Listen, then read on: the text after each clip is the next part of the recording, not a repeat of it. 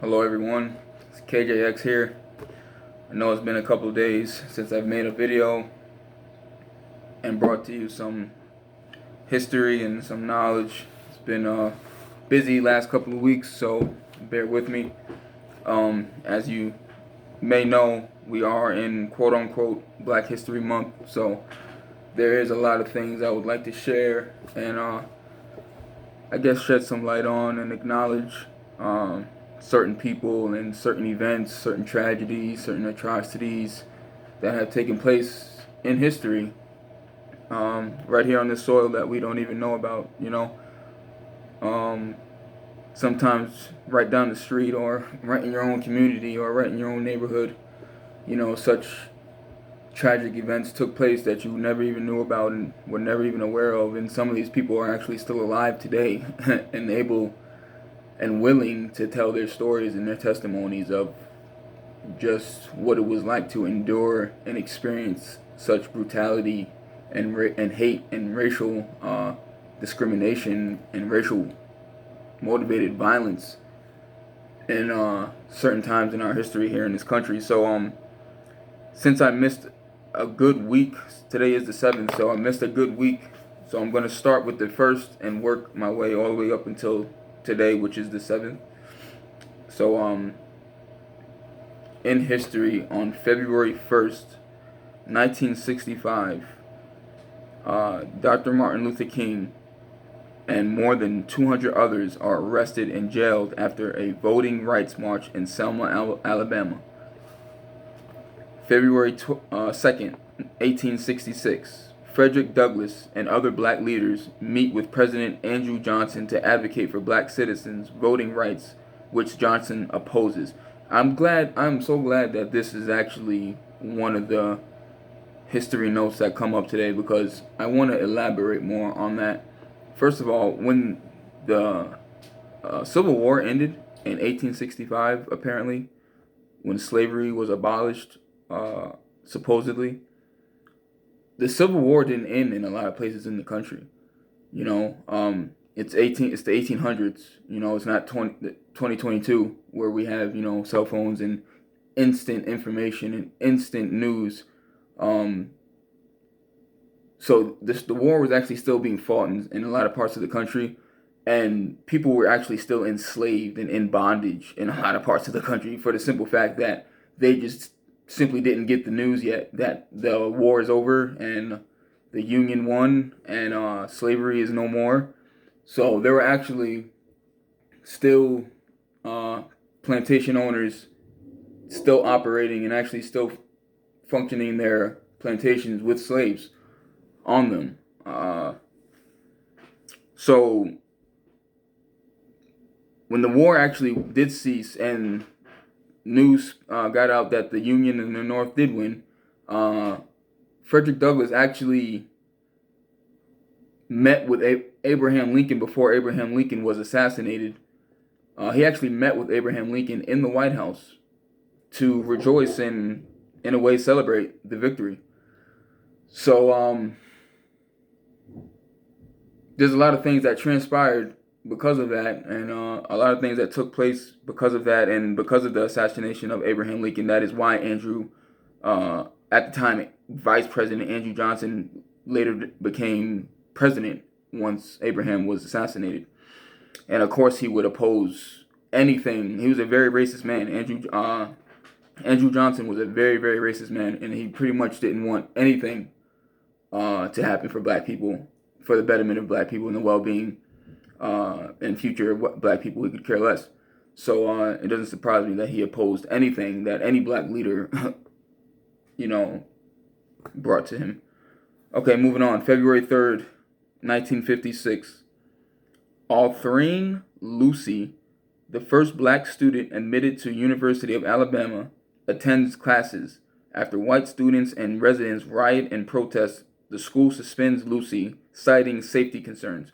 All right, so what's so crazy about that is the University of Alabama is a very, very, very, very, very, very prominent, prestigious, iconic, successful college when it comes to sports and athletics, which are usually won and played and performed by young black men and women who attend the schools and participate in these programs. So the fact that in 1956 was the first black student actually integrates and admits to classes there, and she's actually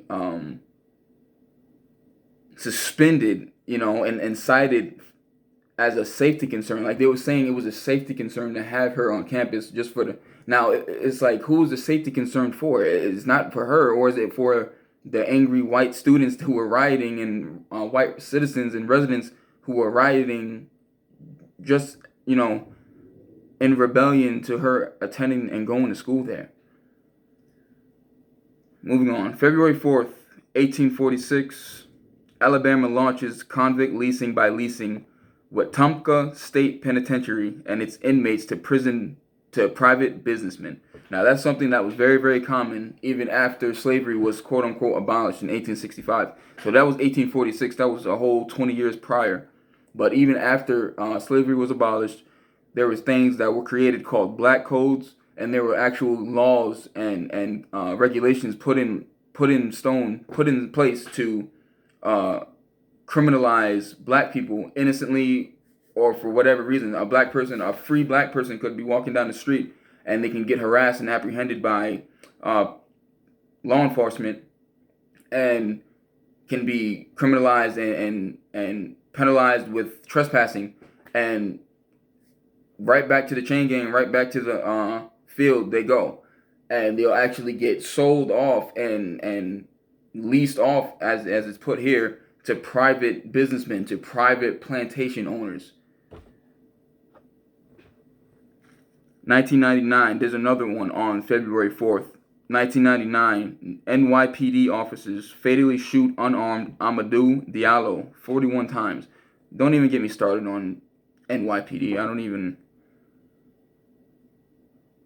want to go there right now. All right, February 5th, 1917, Congress passes the Immigration Act of 1917 to bar entry of Asian, Mexican, and Mediterranean people, poor people, and those with mental or physical disabilities or criminal records.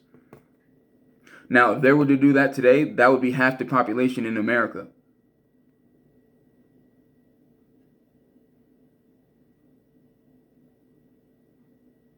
Which makes no sense and is very contradicting.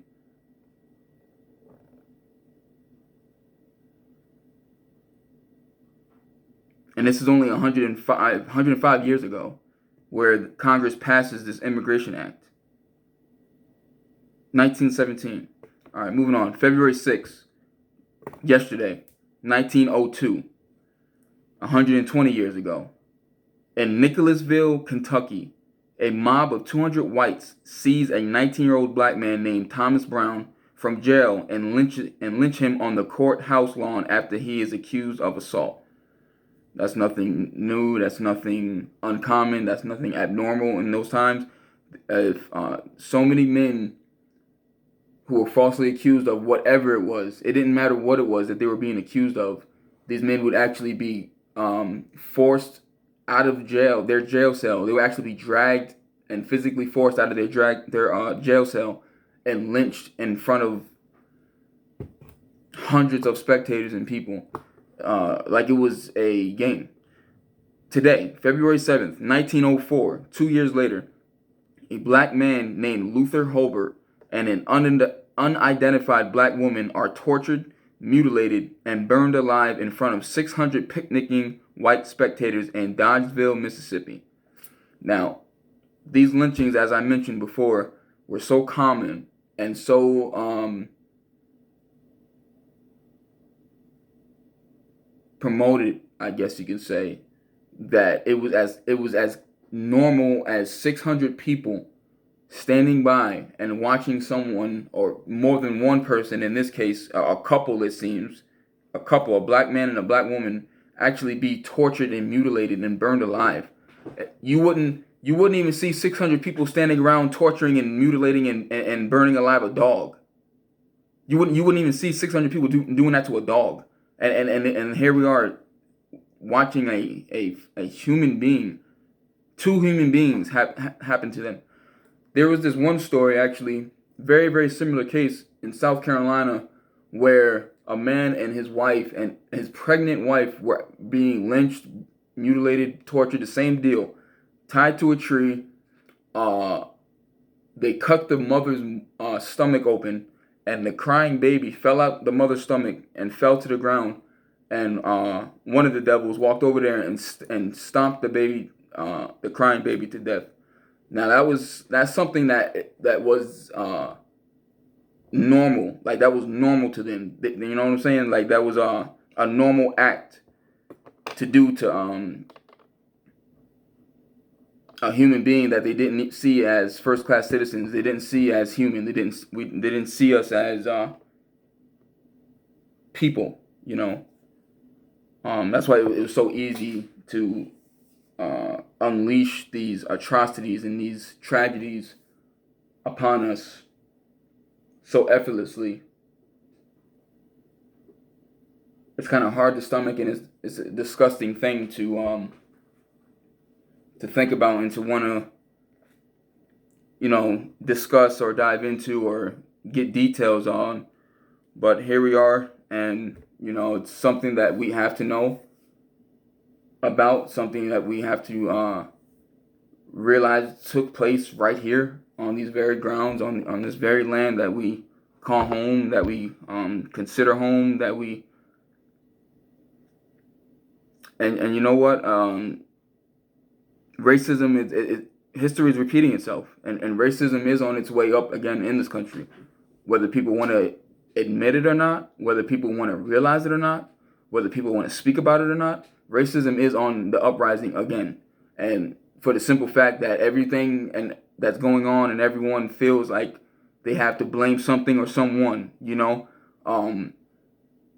it's easy to blame a group of people or a group of anyone. So it's easy to lash out, and it's easy to cause harm upon someone who has always been the blame, or who has always been, the at the bottom of the barrel. It's always easy to kind of call out the obvious or pinpoint the obvious, or but it all goes in, and it all ties in to the feelings and the emotions that goes into racism and hate and just everything. If you take what happened at the Capitol last year, for example, that it's like they felt like there's a lot of people in this country just like that feel like they have to. Someone has to feel what they're feeling. You know what I'm saying? Like, someone has to feel how they're feeling, and someone has to know what they're capable of, and know what they can do, and what they will do, and what they will. And they displayed that. They displayed every bit of what they're capable of doing, and they displayed every bit of what they will do if they get uncomfortable enough, or if they get mad enough, or if they get. It's like it's right here in black and white. It's right here in history. Reading it to you. These mobs of men and these mobs of people who don't get their way and feel privileged and obligated and entitled to do whatever they want, whenever they want, to whoever they want, especially people who don't look like them and who they feel like are taking from them, or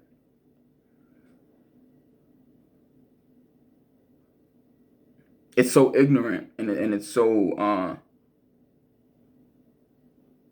contradicting of everything that this country is supposed to stand for and represent. We're on the brink of going to World War III. People acting like everything is normal and everything is okay. We can literally wake up one morning and life as we know it can be completely different. Our very existence could be jeopardized.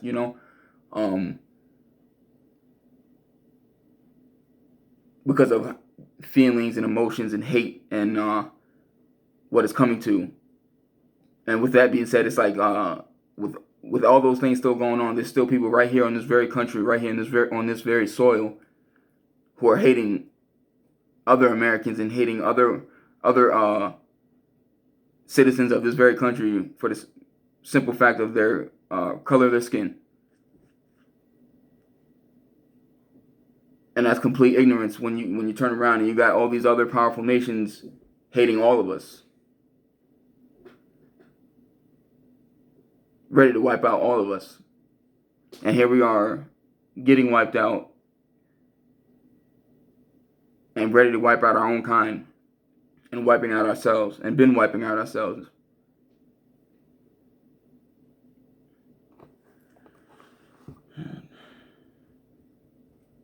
More than 4,000 African Americans were killed in racial terror lynchings between 1877 and 1950. That's just the ones that were documented. That's just the ones that were, statistically calculated and put in some database. Like that's just the ones that were on record.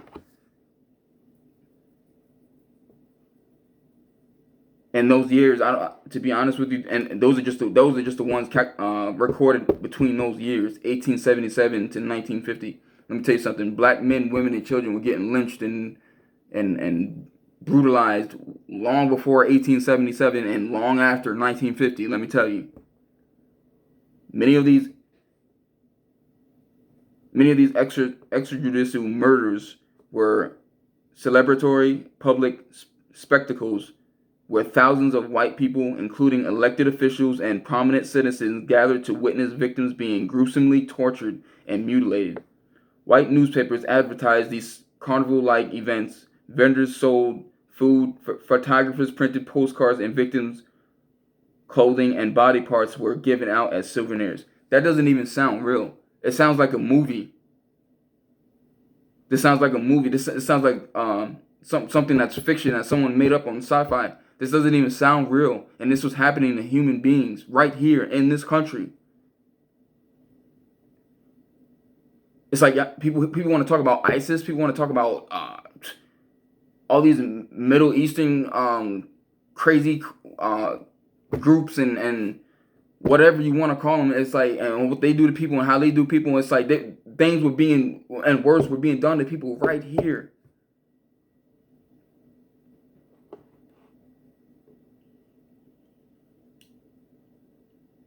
Kids, teenagers, women, pregnant women.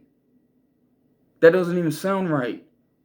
And you're taking body parts from their already mutilated, brutalized body and giving them out to souvenirs, giving out to little kids as souvenirs. What kind of message is that passing down to this kid? This kid is going to grow up and pass that down to their kid and their grandkids and so on and so forth. And here we are today.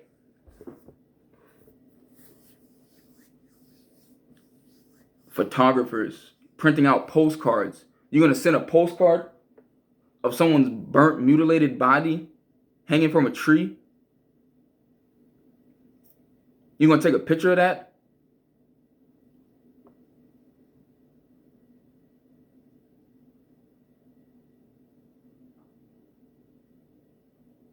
I'm telling you what. There's some people that survived lynchings. They're old and gray. They're old and gray. They're actually alive today. They survived a lynching. And I know that there's people who performed and acted out these lynchings still alive too. And I tell you what, we need to find them too.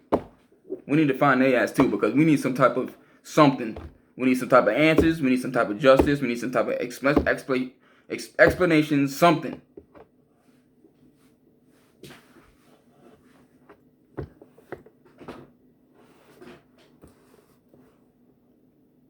It's like, no, they shouldn't be allowed to live out their last days peacefully. No, because they brought terror and heartache and pain and chaos to other families and lives their whole life.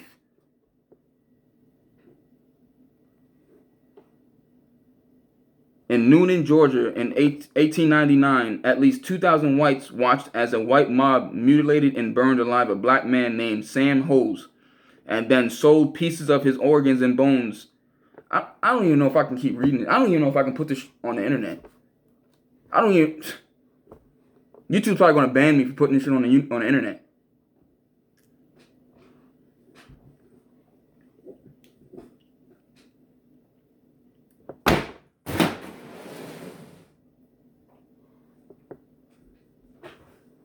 In 1916, a white mob in Waco, Texas, tortured and lynched and mentally disabled 17-year-old black boy named Jesse Washington in front of City Hall, stripping, stabbing, beating, and mutilating him before burning him alive in front of 15,000 white spectators.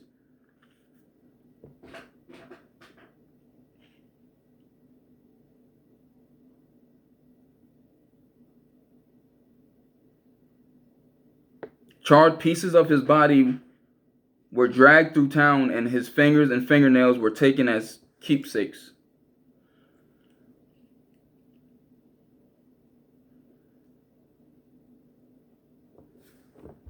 Public spectacle lynchings were most frequent in the South, but also occurred in the northern and midwestern states as Black Americans migrated during the 20th century.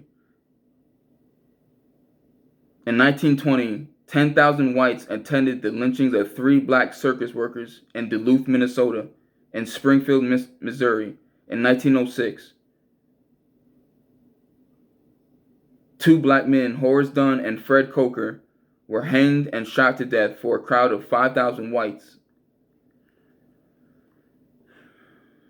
White lynch mobs are spectators rarely face consequences. Although these killings were widely attended and photographed, whites committed public spectacle lynchings with impunity. It's hard to stomach. It's hard to read. It's hard to hear. It's hard to think about.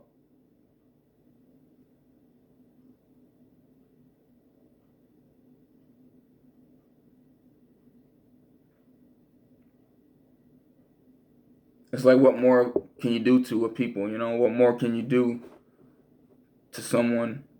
How are family members even supposed to move on and live after experiencing their family member or their loved one being so violently and brutally and tragically murdered? What exactly are you supposed to do? What exactly are you supposed, like, how are you supposed to sleep at night? What are you supposed to tell the little ones? There's a lot that has been done to people of African descent here in this country that has embedded a lot of trauma and a lot of pain for generations.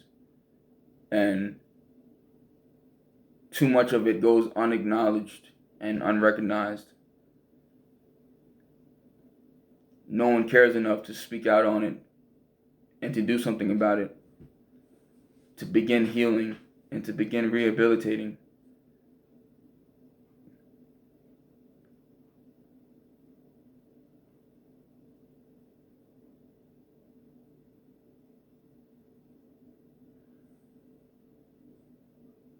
I truly do believe everything that's going on now is a direct reflection and direct karma to everything that happened to every native and every person of African descent on this country. You genocide and wiped out and murdered and literally forced a whole group of people off of their land onto reservations, or simply just murdered them, raped their women, cut out babies out of women's stomach, killed children,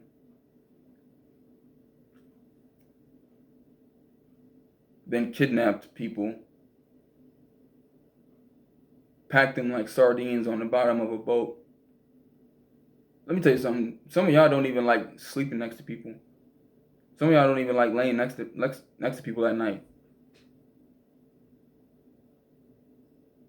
With the luxury of being able to turn away and lay in your own space, you couldn't imagine being chained to somebody at the bottom of a boat for months on water.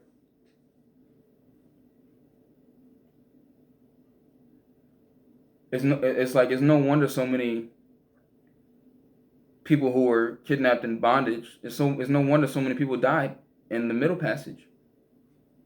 It's no wonder so much disease spread out. It's no wonder so many people were getting sick and dying. And in the midst of all of that, you still got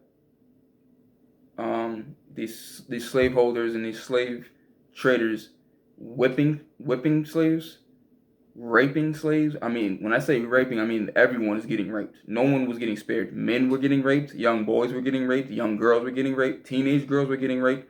It wasn't just grown women getting raped. And I really want people to understand that and know that.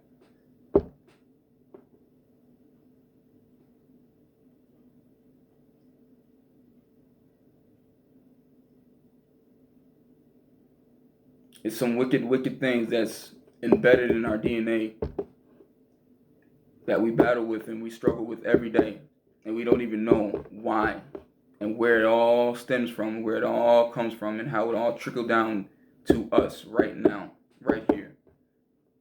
And we're living products of that, of everything that I'm reading to you right here and saying to you right now. We are actual living, breathing, walking products of everything. No one wants to admit that.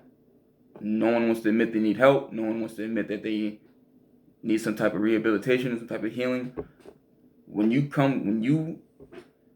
If we can go back in time and ask our ancestors, our great grandparents and our great uncles, great aunts, just how the heck did they get through? How the heck did they make it? And now, what I want to specify and acknowledge as well is people.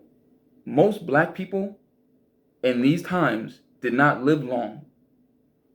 Okay? Like, you becoming an old black person was a rare thing back in these times. So it wasn't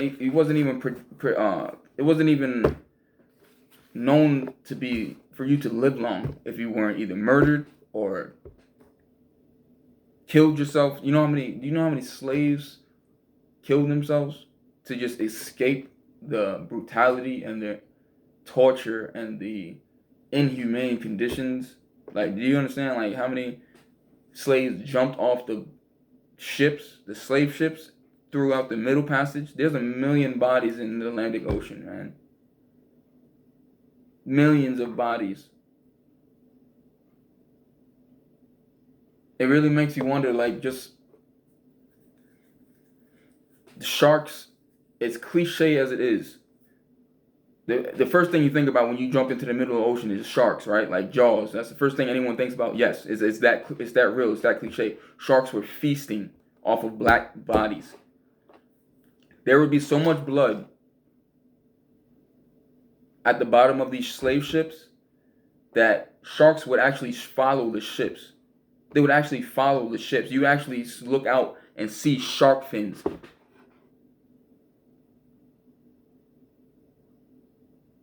Following the ships. You could smell the ships miles away before you can actually physically see them with the naked physical eye. You could smell it.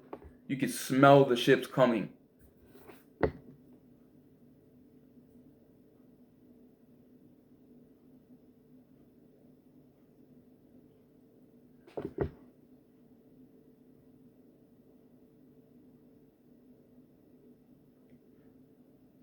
Black History Month isn't just 1 month, and that's for sure.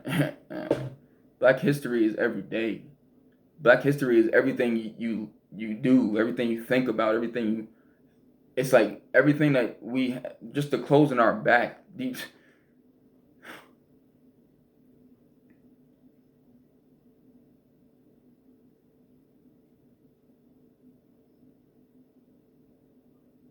Hmm.